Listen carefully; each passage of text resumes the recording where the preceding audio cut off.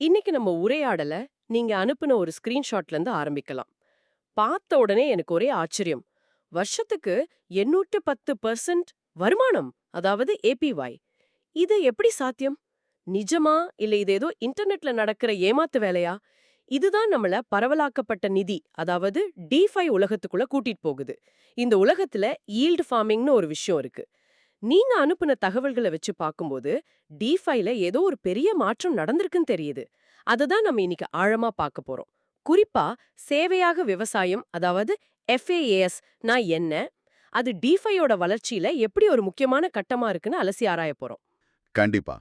DeFi உலகம் ரொம்ப வேகமா மாறிக்கிட்டே இருக்கு. இன்னைக்கு நாம அதோட லேட்டஸ்ட் வெர்ஷனான டிஃபை 3.0 பத்தியும், அதுல ஒரு முக்கியமான அம்சமா இருக்கிற எஃப்ஏஏஎஸ் பத்தியும் தான் பார்க்க போறோம். ரொம்ப சிக்கலான முதலீட்டு முறைகளை எப்படி எல்லோரும் சுலபமா பயன்படுத்துற மாதிரி மாத்த முயற்சி பண்றாங்கங்கிறது தான் இதுல சுவாரஸ்யமான விஷயம். சரி, அப்போ அப்படியே அஸ்திவாரத்துல இருந்து ஆரம்பிக்கலாம். இந்த டிஃபைங்கிற வார்த்தைய எல்லா இடத்துலயும் கேக்குறோம். ஆனா இத கேட்டாலே பலருக்கும் ரிஸ்கான கிரிப்டோ சமாச்சாரம்னு தான் தோணுது. ஒண்ணுமே தெரியாத ஒருத்தருக்கு சிம்பிளா சொல்லணும்னா டிஃபைனா என்ன? நல்ல கேள்வி. எளிமையா சொல்லணும்னா, டிஃபைங்கிறது ஒரு மாற்று நிதி அமைப்பு. இப்ப நாம பயன்படுத்துற பேங்க், இன்சூரன்ஸ் கம்பெனி மாதிரி எந்த ஒரு நடுநிலை நிறுவனமும் இல்லாம. இடைத்தரகர்கள் யாரும் இல்லாமலா? ஆமா. யாரும் இல்லாம பிளாக் செயின் தொழில்நுட்பத்தை வச்சு இயங்குற நிதி சேவைகள் தான் டிஃபை. இங்க மனுஷங்களுக்கு பதிலா ஸ்மார்ட் கான்ட்ராக்ட்ஸ் எனப்படும் கணினி நிரல்கள் தான் எல்லாத்தையும் பார்த்துக்கும். அதாவது நம்பிக்கைக்கு பதிலா இங்க நாம கோட நம்புறோம். இதுதான் யூனிஸ்வாப் மாதிரி தளங்கள், அப்புறம் ஆவே, காம்பவுண்ட் மாதிரி கடன் கொடுக்கிற தளங்களோட ஆரம்பிச்சது. இதைத்தான் நம்ம டிஃபை 1.0ன்னு சொல்றோம். இதுதான் அலை. ஓ, அப்போ நாம பார்த்த அந்த 8 and 10% ஏபிஒய் இங்க தான் வருதா? ஈல் ஃபார்மிங்னு ஒரு வார்த்தையை இந்த ஆர்டிகல்ஸ்ல அடிக்கடி பார்க்க முடியுது. அதுக்கு என்ன அர்த்தம்? ஆமா, அங்கதான் வருது. 2020ல டிஃபை சம்மர்னு ஒரு காலம் இருந்துச்சு. அப்போ இந்த மாதிரி புதுசா வந்த டிஃபை ப்ராஜெக்ட்ஸ்க்கு அவங்க இயங்குறதுக்கு நிறைய பணம், அதாவது லிக்விடிட்டி தேவைப்பட்டது. சரி. அதனால அவங்க ஒரு அதிரடியான ஆஃபர் கொடுத்தாங்க. யார் யார் தங்களோட கிரிப்டோ சொத்துக்களை எங்க தளத்துல டெபாசிட் பண்றாங்களோ அவங்களுக்கு மலைக்க வைக்கிற அளவுக்கு ரிவார்ட்ஸ் கொடுத்தாங்க. அந்த ரிவார்ட்ஸ் தான் நீங்க பார்த்த 8 and 10% ஏபிஒய். நம்பவே முடியல. இப்படி அதிக வருமானம் எங்க கிடைக்குதோ அங்கெல்லாம் தங்களோட பணத்தை மாத்தி மாத்தி முதலீடு பண்றதுக்கு பேர் தான் ஈல்ட் ஃபார்மிங் அல்லது லிக்விடிட்டி மைனிங். அது ஒரு மாதிரி தங்க வேட்டை காலம் மாதிரி. தங்க வேட்டை நல்ல ஒப்பீடு. ஆனா தங்க வேட்டை எப்பவும் நிலையா இருக்காதே. இதுலயும் ஒரு பெரிய பிரச்சனை இருந்ததா இந்த டாக்குமெண்ட் சொல்லுது. ஃபார்ம் மற்றும் வெளியேற்றம், அதாவது ஃபார்ம் அண்ட் டம்ப்னு ஒரு சிக்கல் வந்ததா குறிப்பிடுறாங்க. உண்மைதான். அந்த மாடல் கொஞ்சமும் நிலையானதா இல்ல. அது ஒரு ஒழுகுற வாளி மாதிரி. முதலீட்டாளர்கள் அதிக ரிவார்ட்ஸுக்காக பணத்தை உள்ள போடுவாங்க. ரிவார்ட்ஸை வாங்கின உடனே பணத்தை எடுத்துட்டு அடுத்தடுத்துக்கு போயிடுவாங்க. கரெக்ட். அவங்க விசுவாசம் அந்த ரிவார்ட்ஸ் இருக்கிற வரைக்கும் தான். இதனால அந்த தளங்களோட பணப்புழக்கம் ரொம்ப நிலையற்றதா இருந்துச்சு. இந்த பிரச்சனையை சரி பண்ண வந்தது தான் டிஃபை 2.0. அப்போ டிஃபை 1.0ங்கிறது ஒழுகுற வாளினா, டிஃபை 2.0 அந்த ஓட்டையை அடைக்க முயற்சி பண்ணுச்சா? அது எப்படி? அங்கதான் நெறிமுறைக்கு சொந்தமான பணப்புழக்கம், அதாவது புரோட்டோகால் ஓன்டு லிக்விடிட்டி, பிஓஎல்ங்கிற ஐடியா வருதா? சரியா சொன்னீங்க. பிஓஎல் சிம்பிளா புரிஞ்சுக்க ஒரு உதாரணம் சொல்றேன். ஒரு ரெஸ்டாரண்ட் இருக்குன்னு வச்சுக்கோங்க. டிஃபை 1.0ல அந்த ரெஸ்டாரண்ட் ஒவ்வொரு நாளும் சாப்பாட்டுக்கு வெளியே இருந்து ஒரு கேட்டரிங் சர்வீஸை நம்பி இருந்துச்சு. கேட்டரிங் சர்வீஸ் வரலைனா அன்னைக்கு கடையே நடக்காது. அதேதான். இதுதான் நிலையற்ற தன்மை. டிஃபை 2.0ல அந்த ரெஸ்டாரண்ட் இனிமே கேட்டரிங் வேணா, நாமளே சொந்தமா ஒரு கிச்சனை கட்டிடுவோன்னு முடிவு பண்ணுச்சு. இதுதான் பிஓஎல். அதாவது புரோட்டோகால் வெளியே இருந்து பணத்தை வாடகைக்கு எடுக்காம அதுவே தனக்கு தேவையான பணப்புழக்கத்தை சொந்தமா வாங்கி வச்சுக்கும். ஆனா இதுலயும் பிரச்சனை இருந்ததா? ஆமா. இது நிலையானதா இருந்தாலும் ரொம்ப செலவு பிடிச்ச சிக்கலான ஒரு வழியா இருந்துச்சு. அப்போ டிஃபை 1.0ல இருந்த ஒழுகுற வாளிய டிஃபை 2.0 ஓட்டை அடைக்க பார்த்துச்சு. ஆனா அதுவே ஒரு சிக்கலான அமைப்பா மாறிடுச்சு. அப்போ டிஃபை 3.0ங்கிறது அந்த வாளியையே தூக்கி போட்டுட்டு ஒரு முழுமையான பைப்லைன் சிஸ்டத்தை கட்டுற மாதிரி இருக்கா? அருமையான ஒப்பீடு. டிஃபை 3.0ஓட நோக்கமே அதுதான். டிஃபைய ஒரு ராக்கெட் சயின்ஸ் மாதிரி இல்லாம எல்லாரும் பயன்படுத்துற மாதிரி சுலபமா மாத்தணும். அப்புறம் புத்திசாலித்தனமாக்கணும், நிஜ உலகத்தோட இணைக்கணும். நிஜ உலகத்தோட இணைக்கணுமா? ஆமா. இதுல சில முக்கியமான அம்சங்கள் இருக்கு. ஒன்னு பல பிளாக் செயின்களை ஒன்னா இணைக்கிறது. ஒரு நிமிஷம். பல பிளாக் செயின்களை இணைக்கிறதுனா, இப்போ எத்தீரியம், சொலானான்னு தனித்தனி தீவுகள் மாதிரி இருக்கு. அதுக்குள்ள பணத்தை மாத்துறது கஷ்டமாச்சே. அதேதான். இப்போ எத்தீரியம்ல இருந்து சொலானாவுக்கு பணத்தை மாத்துறது நம்ம இந்தியன் பேங்க் கார்டை எடுத்துக்கிட்டு ஜப்பான்ல ஒரு சின்ன கிராமத்துல பயன்படுத்த முயற்சி பண்ற மாதிரி. ரொம்ப சிக்கலானது, செலவு அதிகம்.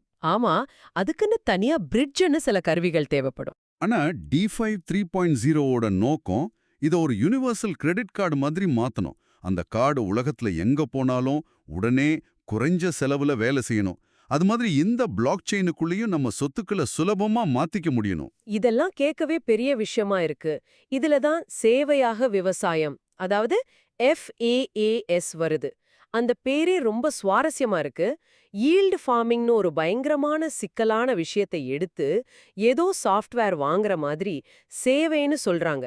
எப்படி இவ்ளோ ரிஸ்கான ஒரு விஷயத்த ஒரு சர்வீஸா பேக்கேஜ் பண்ணி கொடுக்க முடியும்? அது வெடிக்காம எப்படி வேலை செய்யும்? இதுதான் D5 3.0ஓட மேஜிக். FAASங்கிறது அந்த சிக்கலான ஈல்ட் ஃபார்மிங்கை தானியாக்கமா, அதாவது ஆட்டோமேட் செய்யற ஒரு சிஸ்டம். இது கிரிப்டோ நிபுணர்களுக்காக மட்டும் இல்லாம சாதாரண மக்களும் பயன்படுத்துறதுக்காகவா? ஆமா, உங்கள மாதிரி சாதாரண மக்களும் பயன்படுத்துறதுக்காகவே உருவாக்கப்பட்டது. அதோட சிக்கலான தன்மையை குறைச்சு எல்லாரும் அணுகுற மாதிரி மாத்துறது தான் இதோட நோக்கம். சரி, நடைமுறையில இது எப்படி வேலை செய்யுதுன்னு பாப்போம். நான் ஒரு ஃபாஸ்ட் புரோட்டோகாலை பயன்படுத்தணும்னு முடிவு பண்ணா என்ன நடக்கும்? அந்த 8-10% APY அடைய நான் என்ன செய்யணும்? அதோட செயல்முறை ரொம்ப எளிமையா வடிவமைக்கப்பட்டிருக்கு. முதல் படி, நீங்க உங்ககிட்ட இருக்கிற USDT அல்லது டை மாதிரி ஸ்டேபிள் காயின்ஸை அந்த ஃபாஸ்ட் புரோட்டோகால்ல டெபாசிட் பண்ணணும். ஓகே, பணத்தை உள்ள போடுறேன். அப்புறம் ரெண்டாவது, அந்த புரோட்டோகாலோட ஸ்மார்ட் கான்ட்ராக்ட் உங்க பணத்தை எடுத்து அதுவே பல ஈல்டு ஃபார்மிங் திட்டங்களா பிரிச்சு ஒரு போர்ட்ஃபோலியோ மாதிரி முதலீடு பண்ணிடும். ஓ, அப்போ நானே ஒவ்வொரு ப்ராஜெக்டா தேடி அலைய வேண்டாம். தேவையே இல்ல. அது மட்டும் இல்ல, மூணாவது, அதிலிருந்து வர வட்டியை அதுவே ஆட்டோமேட்டிக்கா மறுமுதலீடு பண்ணிடும். அதாவது காம்பவுண்டிங். ஆட்டோமேட்டிக்காவா? ஆமா, சந்தை நிலவரத்துக்கு ஏத்த மாதிரி எங்க அதிக வருமானம் கிடைக்குமோ அங்க உங்க பணத்தை அதுவே மாத்தி அமைச்சிரும். அதாவது ரீபேலன்சிங். சூப்பர். இதனால பரிவர்த்தனை கட்டணங்களும் குறையும். கடைசிப்படி, பயனரான நீங்க எந்த ஒரு வேலையும் செய்யாம அதோட பலனை மட்டும் வெகுமதியா பெத்துக்கலாம். அப்போ இது கிரிப்டோ வருமானத்துக்கான ஒரு ரோபோ அட்வைசர் மாதிரி தானே? பணத்தை போட்டா போதும், மத்தத அதுவே பாத்துக்குன்னு சொல்றீங்க. ஒரு மாதிரி set it and forget it system. நானே பல தளங்களை தேடி ரிசர்ச் பண்ணி பணத்தை மாத்துறதுக்கு பதிலா ஒரு சிஸ்டம் எனக்காக 24 மணி நேரமும் வேலை செய்யுது. அது ஒரு மிக சரியான ஒப்பீடு. ஆனா ஒரு படி மேல யோசிச்சு பாருங்க. ஒரு மனுஷன் ஃபண்ட் மேனேஜரா இருந்தா சாயங்காலம் 5 மணிக்கு வீட்டுக்கு போயிடுவார். ஆனா இந்த கோட் 24/7 வருஷத்துல 375 நாளும் உங்களுக்காக வேலை செய்யும். அதுக்கு தூக்கம், ஓய்வு, உணர்ச்சிகள் எதுவும் கிடையாது. பேராசை, பயம் மாதிரி உணர்ச்சிகளுக்கு இடமில்ல. கரெக்ட். ஒவ்வொரு நிமிஷமும் உங்க பணத்தை மறுமுதலீடு செஞ்சு பெருக்கிறதுக்கு முயற்சி பண்ணும். இது மனித தவறுகளை நீக்கிடுது. இது பரவலாக்கப்பட்ட நிதி எல்லோரையும் சென்றடைய ஒரு மிகப்பெரிய படி. சரி, இந்த மொத்த பரிணாம வளர்ச்சியும் உங்கள மாதிரி ஒரு கேட்பவருக்கு என்ன சொல்ல வருது? நாம D5 1.0ஓட கணிக்க முடியாத நிலையற்ற ஈல்டு ஃபார்மிங்ல ஆரம்பிச்சு இப்போ D5 3.0ல ஃபாஸ் மூலமா ஒரு ஆட்டோமேட்டட் யூசர் ஃப்ரெண்ட்லி சிஸ்டத்துக்கு வந்திருக்கோம். இந்த மாற்றம் ஏன் எவ்ளோ முக்கியம்? இது வெறும் டெக்னாலஜி அப்டேட் தானா? இல்ல இதுக்கு வேற ஆழமான அர்த்தம் இருக்கா? இதுக்கு ஒரு ஆழமான அர்த்தம் இருக்கு. இது D5 துறைக்கு வயதாகுது, அது முதிர்ச்சி அடையுதுங்கிறத காட்டுது. ஆரம்பத்துல D5ங்கிறது டெக்னாலஜி தெரிஞ்ச ஒரு சின்ன வட்டத்துக்குள்ள மட்டும் இருந்தா ஒரு விளையாட்டு மைதானம் மாதிரி இருந்துச்சு. டெவலப்பர்ஸ் அப்புறம் ரொம்ப ரிஸ்க் எடுக்கிறவங்களுக்கு மட்டுமா? ஆமா. ஆனா இப்போ அது பரந்த பார்வையாளர்களுக்கும் பயன்படுற மாதிரி தயாரிப்புகளை உருவாக்க ஆரம்பிச்சிருக்கு. ஒரு காலத்துல அதிக APY மட்டும் குறிக்கோளா வச்சு இயங்குனது போய் இப்போ நீண்ட காலத்துக்கு நிலைச்சு நிக்கிற பொருளாதாரம், சிறந்த பாதுகாப்பு, நிஜ உலக பயன்பாடுகள் மேல கவனம் செலுத்த ஆரம்பிச்சிருக்காங்க. அப்போ இது வெறும் சூதாட்டம் மாதிரி இல்லாம ஒரு உண்மையான நிதி அமைப்பா மாற முயற்சி பண்ணதுன்னு சொல்றீங்க. நீங்க அனுப்புன டாக்குமெண்ட்ஸ்ல D5 3.0ல டோக்கன்களை NFTகளோடையும் ரியல் எஸ்டேட் மாதிரியான நிஜ உலக சொத்துக்களோடையும் இணைக்கிறத பத்தி சொல்லியிருக்காங்க. அப்போ FASங்கிறது D5ய நிஜ உலகத்துக்கு கொண்டு வர்ற ஒரு பெரிய புதிரோட ஒரு சின்ன துண்டு மாதிரி தெரியுது. மிகச்சரியா புரிஞ்சுக்கிட்டீங்க.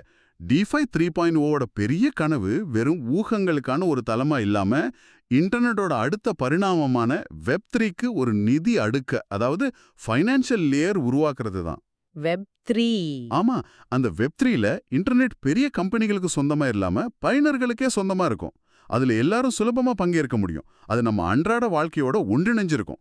அந்த பெரிய கனவை நோக்கிய பயணத்துல FIS மாதிரி சேவைகள் ஒரு முக்கியமான முதல் படி. ஆக நாம உரையாடல ஆரம்பிச்சு போட் பார்த்த அந்த 810% APYங்கிற நம்ப முடியாத எண் ஒரு நிலையற்ற ஆபத்தான தங்க வேட்டையோட அடையாளம். ஆனா இப்ப நாம பேசிட்டு இருக்கிற ஃபாஸ்ட் போன்ற கண்டுபிடிப்புகள் மூலமா பரவலாக்கப்பட்ட நிதி ஒரு நிலையான, எல்லோரும் அணுகக்கூடிய தானியங்கி வங்கி சேவை இருக்கிற ஒரு நகரமா மாறிட்டு வர்றத பார்க்க முடியுது. இது வெறும் ஆட்டோமேஷன் பத்தின விஷயம் இல்ல. டிஃபையோட தத்துவமே ரிஸ்கான சூதாட்டத்திலிருந்து நீண்ட கால பயன்பாட்டை நோக்கி மாறுது. ஆமா, இதுதான் டிஃபையோட வேகமான பரிணாம வளர்ச்சி.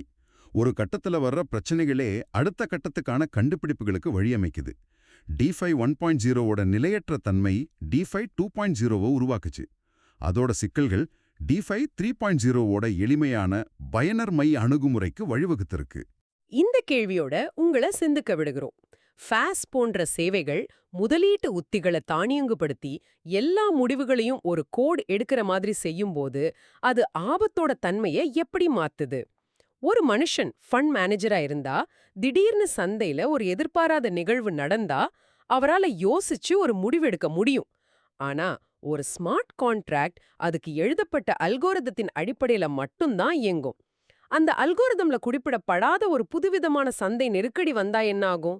ஆயிரக்கணக்கான பயனர்களின் பணம் ஒரே ஒரு அல்கோரிதத்தின் கையில இருக்கும்போது தானியங்குபடுத்துதல் ஆபத்தை குறைக்கிறதா அல்லது அது ஆபத்தை ஒரு புதிய கண்ணுக்கு தெரியாத வழியில ஒட்டுமொத்தமா குவித்து வைக்கிறதா?